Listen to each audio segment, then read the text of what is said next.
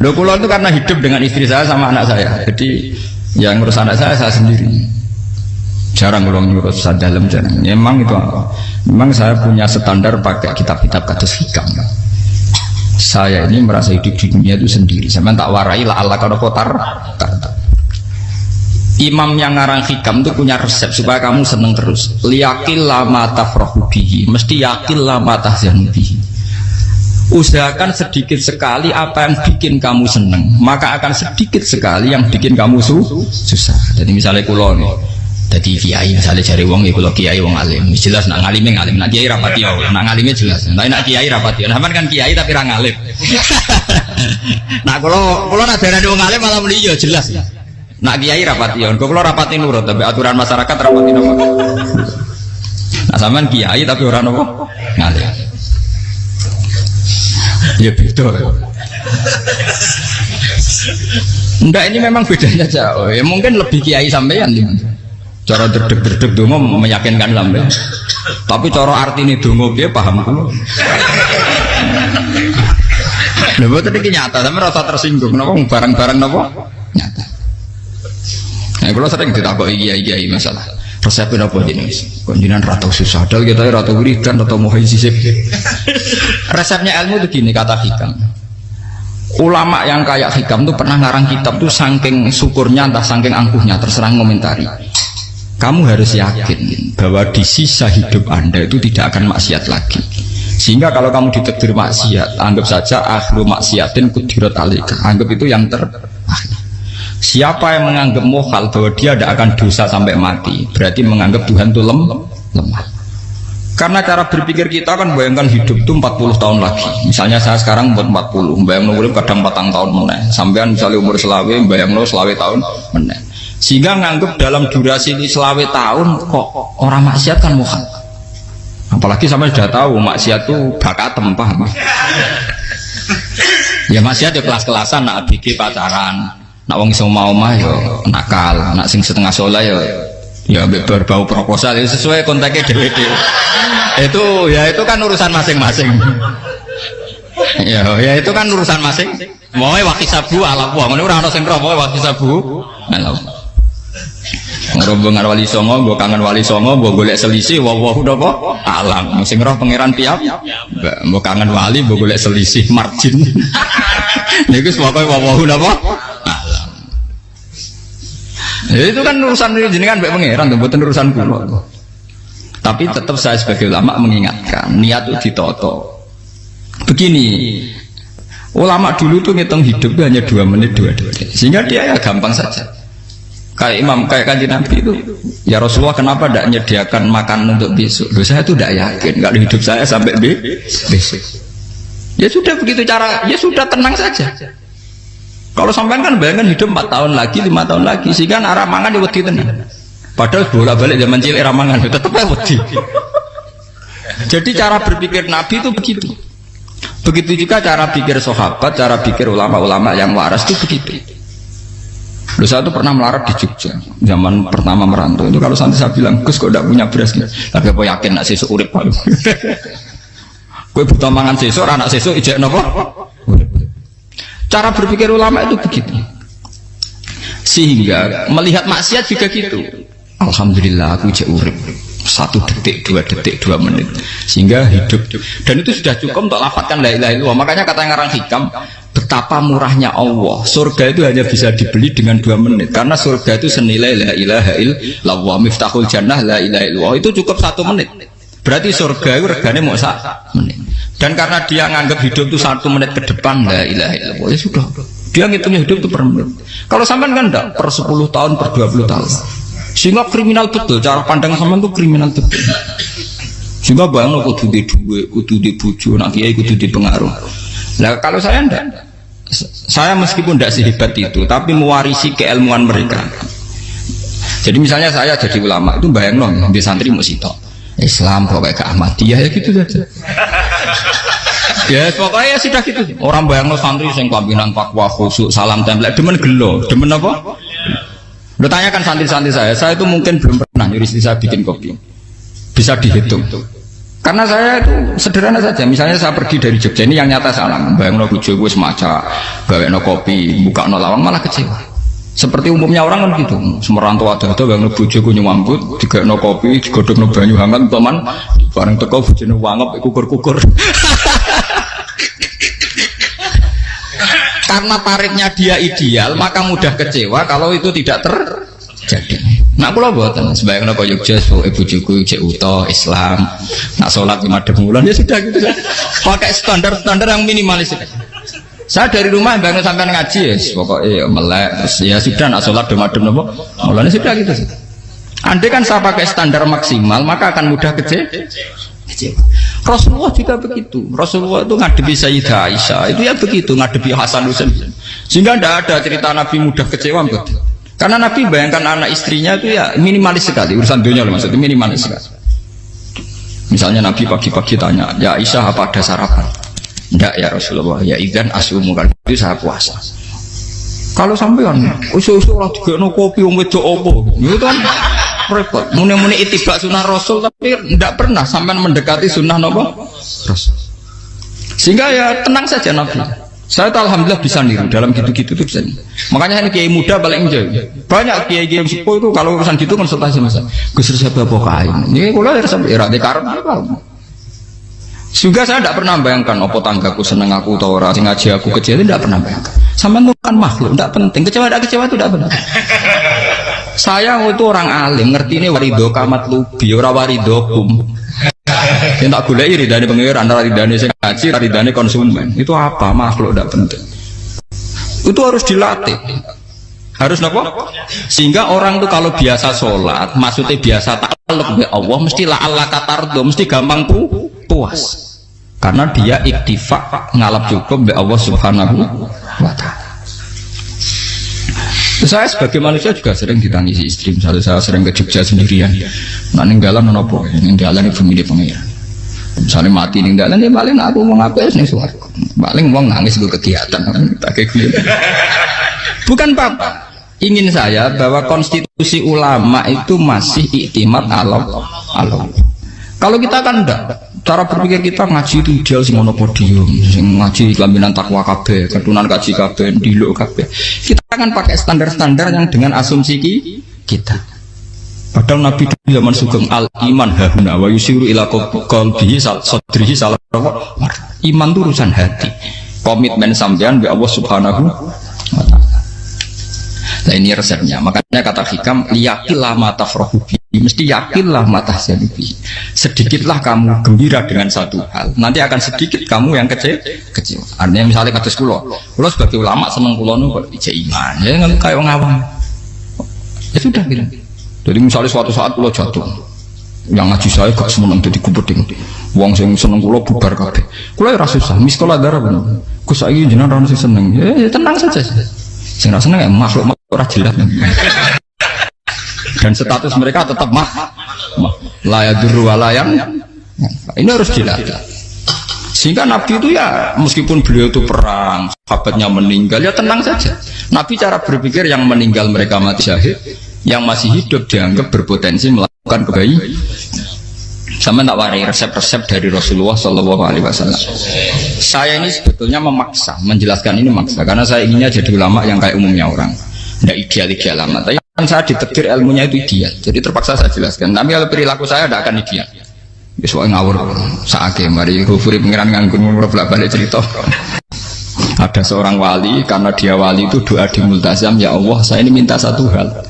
Karena dia wali maka tidak minta uang, tidak minta jabatan, minta engkau takdir saya tidak pernah maksiat. Itu kan bagus sekali, minta doa ditakdir gak maksiat kan ada. Dari pengiran malah Syafi'i.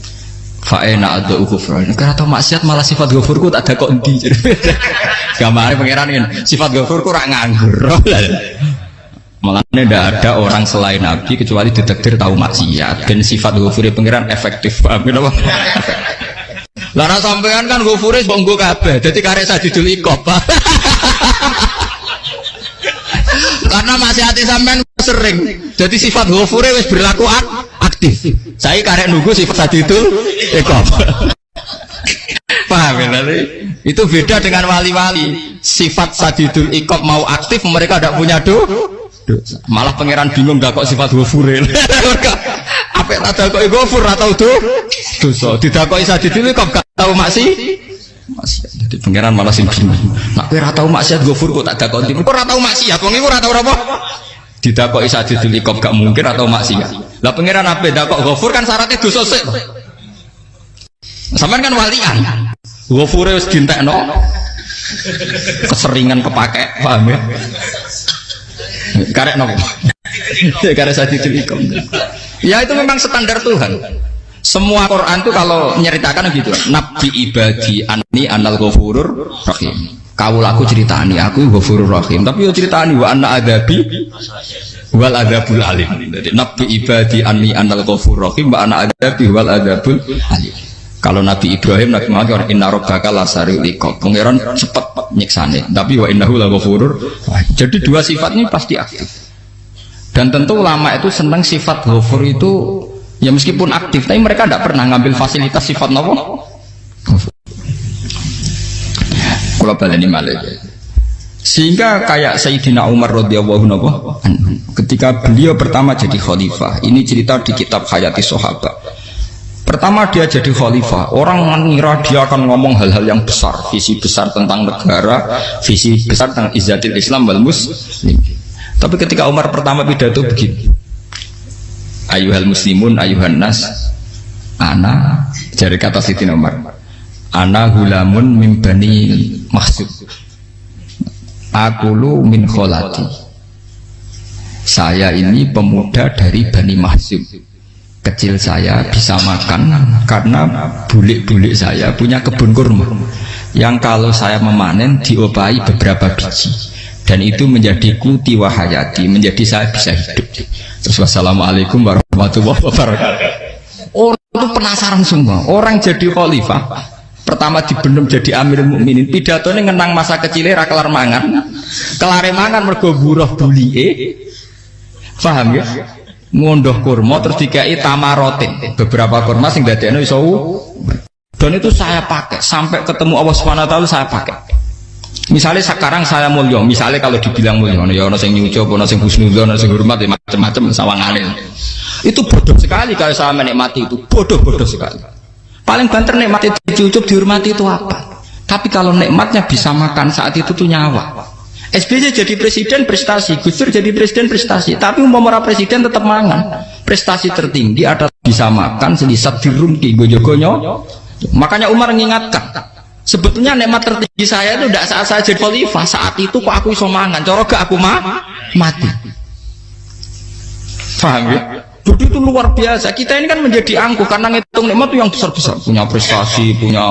Kalau saya enggak ngitung nikmat itu kelar mangan gak mati, kan gampang.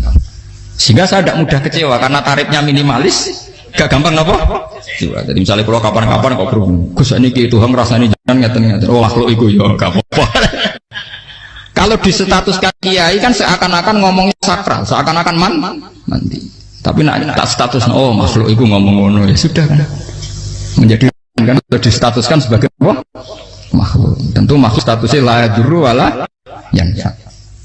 Di sini ini penting. Orang-orang ahli tauhid tentu tidak punya kesusahan. Innalladzina qalu rabbuna wa tsummas taqamu. Mesti tidak ada kesusahan sama sekali. Misalnya ulama-ulama dulu mau mati ya tenang saja. Mati kedua itu mati paling menantang ya, menyenangkan sekali. Karena mati yang seru itu mati zaman Al-Adam. Misalnya saya kelahiran tahun 70. Tahun 40-50 kan belum ada saya. Itu mati yang sejati karena Al-Adam. Kenapa? Al-Adam tidak ada. Mati yang nanti itu mati yang petualangan karena saya mati setelah menyaksikan kekuasaan Allah, setelah husnudzon sama Allah, sehingga mati yang menuruti kerinduan akan ketemu sang kekasih. Makanya Jalaluddin Ar-Rumi ketika mau meninggal dan orang-orang muridnya nangis, dia marah-marah. Hei murid-muridku, betapa bodohnya engkau. Saat kayak ini yang saya tunggu, saya sudah menyesal sampai Allah dat tak senang. Aku kecewa waktu makhluk-makhluk koyo kowe. Saiki wis wayahe aku goleki kholik dat tak senengi malah mbok tangi. Cek bodone kowe. Saat-saat sing tenteni malah mbok tangi. Betapa aku lamanya menunggu kematian ini. Mergo hidup itu keterpisahanku mbek Allah, kemen ketemu kowe. Malane Jalaluddin Rumilah yang mengistilahkan mati itu malam pengantin.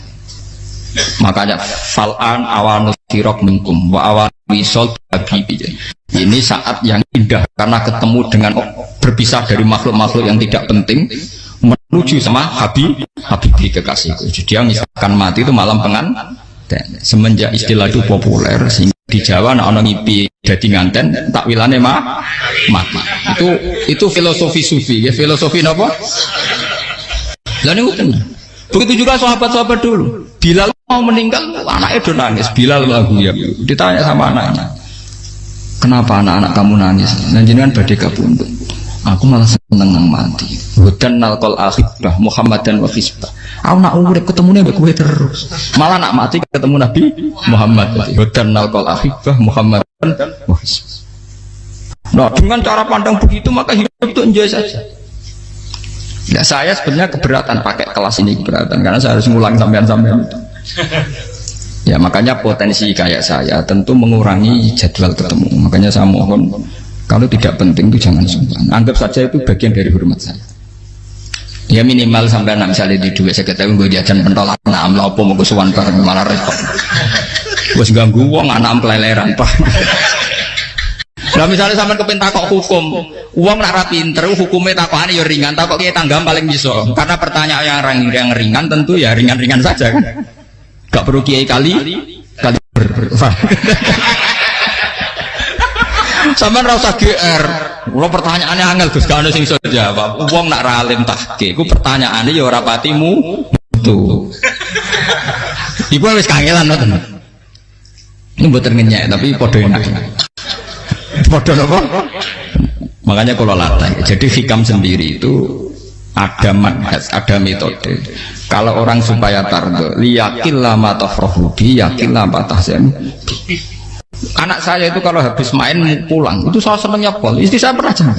Gus, anak mulai senengnya dek biro-biro, anakku gemulai ning omahku. Misalnya terus piye. Saya terus anakku lo main mulai itu seneng. Biro-biro anakku mulai ning omahku. Dipanggil anak saya bapak itu senengnya sak boleh. Biro-biro ana sing manggil bapak. Jadi saya pakai standar minimalis sekali. Saya tidak pernah pakai tarif dia anak yang ideal dihormati orang-orang. Sampai buat anakku sujud nih pangeran, ngerti pentingnya mau tasbih, makanya anak saya tak namakan tasbih semua. Itu ya sudah. Saya tidak pernah bayangkan anak saya jadi kayak besar dihormati juga. Mari gampang kecil. Ya sekolah kan Sayyidina Umar. Saya pemuda dari Bani Mahzum yang kecilnya bisa makan karena buruh bulikku. Akal tuh tamarot. Wah itu saya baca tuh nangis betul. Betapa hebatnya Sayyidina Umar mengingatkan ulang bahwa nikmat tertinggi itu ya makan, karena makan kaitannya nyawa. Orang jadi bupati enggak jadi bupati tetap makan. Jadi kalau ngantin saya tarifnya minimalis sekali. Nah, kalau orang sudah makan gitu lah Allah kata tertentu mudah sekali. Tapi kalau sampai tarifnya ideal harus di mobil kudu sangune akeh. Mosok gue mobil gak sangu akeh. Barang gue sangu akeh kudu gue penderek. Mosok kere lunga juga kok tanpa penderek. Tanpa penderek macur. Mosok ora kena dikeloli jadi malah repot. Akhirnya gue wong ayu. Harus selingkuh dijari sing kowe. Itu perkara meneh. Mau ruwet nuruti tahapan-tahapan duniawi makanya resep kalau ingin itu kan sholat, maksudnya sholat dihayati secara tauhid ya, dihayati secara tauhid. Misalnya inna sholati wa nusuki wa mahyaya wa mamati lillahi rabbil alamin. Itu akan pasti Allah katar, pasti mudah melihat alam ini ridho. Ini satu sekelumit ya, di resep orang ulama yang saya meniru beberapa di kitab Hayati Sahabat, di kitab Hikam, dan meniru terutama semuanya sanad dari Rasulullah Shallallahu Alaihi Wasallam. Makanya suatu saat Nabi itu kagum. Abdullah bin Mas'ud itu jalan dan dikawal oleh beberapa malaikat. Terus Nabi itu heran. Ya kenapa itu selalu mengawal kamu? Kata Abdullah bin Mas'ud, ya Rasulullah, inilah akhtu khutwatan illa wa azunnu alla akhtu wa ukhra wa ma akaltu luqmatan illa wa azunnu alla alqamu ukhra. Saya itu tidak pernah melangkah kecuali saya tidak pernah yakin apa betul saya bisa melangkah lagi. Jadi perlangkahnya itu dia iktimat Allah. Dan saya tidak pernah mengunyah satu kunyahan kecuali saya tidak yakin apa betul saya bisa mengunyah lagi. Setiap kunyahnya tetap semuanya ada bismillah. Semua itu atas nama pertolongan atas kata Rasulullah. Orang andikan saya ada nabi terakhir itu jadi nabi. Jadi kemana? Makanya dulu nabi itu sering ngendikan, andikan orang-orang kayak gitu itu ada nubuah, tentu mereka punya derajat apa? Nubuah. Jadi tidak jadi nabi tapi punya derajat apa? Nubuah. Nah, orang yang cara berpikir gitu tentu tidak khawatir apa yang hilang dari dirinya, karena dia berkontrak dengan Tuhan hanya per menit per detik. Jika mempunyai resep al-mu'min yusiru sana Allah ayakuna li nafsi zakiron. Seorang mukmin yang sejati tentu kontaknya dengan Allah Subhanahu wa taala, dan dia tidak pernah ingat dirinya sendiri. Kayak sampai pas umat tapiil, Allahu Akbar, Allah Maha Besar, subhanallah. Selalu ana wong ngrasani termasuk lali utange barang itu. Tapi yang jelas kan menjadi enjoy dengan dirinya sendiri. Paham ya? Menjadi enjoy dengan dirinya. Karena dia tidak sering punya kontrak dengan makhluk. Nah ini maksudnya Allah kamu. Janganlah Allah kata kamu pandang. Apa nak sholat terus kabul kajar. Apa nak sholat terus untuk duit ya ber. Karena cara pikir iso aja nak duit ya. Duit ya. Dan ini resep ya. Dan resep ini dari ulama-ulama yang istinad ila Rasulillah Shallallahu Alaihi Wasallam. Karena kalau Nabi itu memang cara pandang. Aisyah itu pernah ditanya. Ya, saya ini ingin makan apa yang dari sahabat ini masih. Wah ya Rasulullah sudah habis karena tak kasihkan tetangga. Itu Nabi tidak marah-marah, malah bilang kamu benar Aisyah, biru yang kamu kasihkan tuh yang masih. Kau nak daging dipangan dewe kadang nuruti nafsu, nak dikekno wong sudah kau nuruti perintah pengen. Jadi kanjeng Nabi beneran Aisyah dagingnya ijek. Mungkin kalau tiang malah ijek, sing bogo sudah kau malah sing ijek. Cara berpikir Nabi itu begitu. Tapi tahu-tahu disederhanakan sunnah Nabi serbanan. Lah itu kan ya memang itu bagian dari sunnah Nabi, tapi sunnah seharga 10.000. Paham ya? Ya monggo mawon sampean sunnah Nabi serbanan gitu, tapi itu sunnah yang bisa dibeli dengan murah. Hakikatnya sunnah Nabi itu rata-rata bentuknya perilaku. Napa? Zaman delok dawuh Aisyah tengene tiba berjanji kana khuluquhul Qur'an wa shimatuhul ghufran yansahu lil insan wa yafsahu fil ihsan wa ya'fu 'anil dzambi idza kana fi haqqihi wa sababi. Kana khuluquhul Qur'an, nabi ku akhlak dasare wis kaya Quran plek. Urusane akhlak. Wa shimatuhul ghufran, ciri utama sifatnya nabi gampang nyepuro. Yansahu lil insan. Dan nabi punya niat baik pada seluruh manusia. Wa yafsahu fil ihsan, sering melakukan ihsan. Lah nek sunah Nabi ngoten kan luwih sering kula Quran ya wis hafal mulang. Wasimatu ghufran kula gampang nyebut sampean ngaji angop ora tau tamu. Yang sahulil insan kula bedina nek tiyang mulang. Wa yafsahu fil ihsan tak gampang. Kula mulang ora tau. Itu sakmene kudu podium kudu wong dilo ya ora. Pokoke akhir kiamat dia ya madhep mulon ya sudah. Loh itu kan dawuh Aisyah ketika ditanya kaifa kana khuluqu Rasulillah, dan itu semua dijawab oleh ahwal, oleh sebuah perilaku. Tidak ada Aisyah jawab nganggo atribut. Oh Nabi itu jubahan serbanan, tidak ada itu. Memang itu sunnah ya, satu itu sunnah kan, jangan salah paham ya. Tapi itu sunnah yang tidak dijawab oleh Aisyah, sunnah yang sampean jawab sendiri, paham? Aisyah yang istrinya Rasulullah ketika ditanya kaifa kana khuluqu Rasulillah, beliau jawab kana khuluquhul Qur'an wa simatuhul ghufran yansahu lil insan wa yafsahu fil ihsan. Semuanya akhwal wa ya'fu 'anil dzambi idza kana fi haqqihi wa sababi wa idza dia haqqu wa lam yakun li ahadi marra'ahu badihatan haba wa idza ta'ahul miskinu ajaba yaqulul haqqa walau kana murra wa la yutmiru lil muslimin bisaw wala. Semuanya itu akhwal, satu perilaku sosial. Saya mengakui kalau serbanan sunnah, ya saya ngakui. Tapi sunnah terus karena saya mewakili yang akhwal tadi, yang apa? Lah mungkin untuk sampeyan monggo kalau untuk ngisi sunnah. Tapi mbok ya adil itu. Ini bukan kritik mboten nggih. Yang meyakini serban sunat kan sudah banyak dan itu bagus.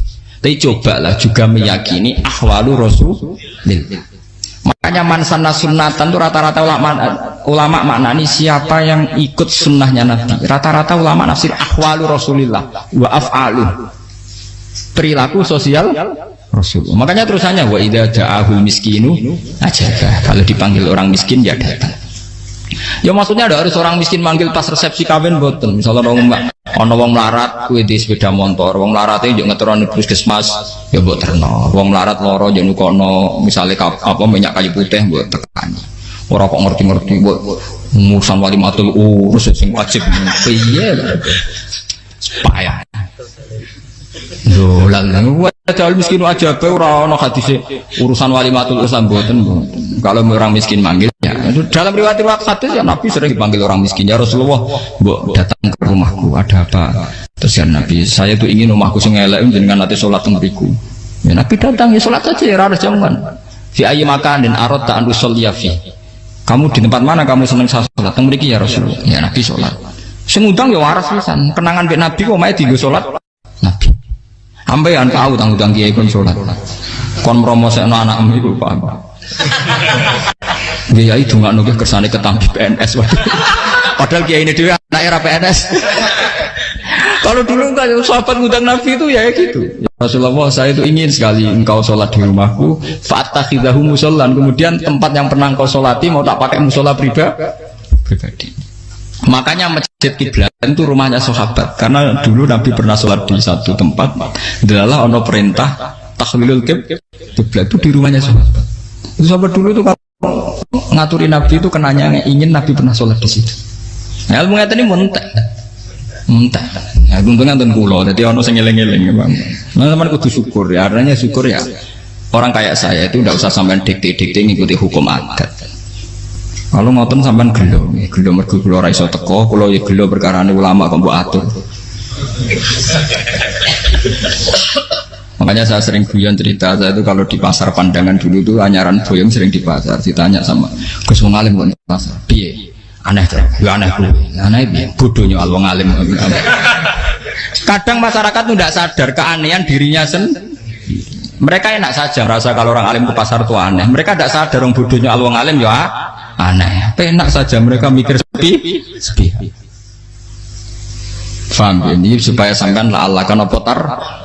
Makanya untuk Rasulullah Nabi itu sering ngendikan nek ana tamu hormati. Tapi etika mertamu di Rasulullah itu walakin idza du'aitum. Mertamu Nabi itu ditimbali. Walakin idza du'itum du'iya mabni majhul. Ketika kamu ditimbali fat. Jadi ya ayyuhalladzina amanu la tadkhulu buyutan nabiyyi illa ayyudzana lakum. Jadi untuk sowan Nabi itu nunggu dipang. Meskipun sahabat tuh rindu Nabi, tidak berani sowan ke dalamnya Nabi. Kalau ingin ketemu Nabi di barno pas sholat jamaah, karena Nabi pasti keluar di masjid. Andai kan Nabi nerima tamu di rumah, ora sido dadi Nabi. Sama nompo tamu.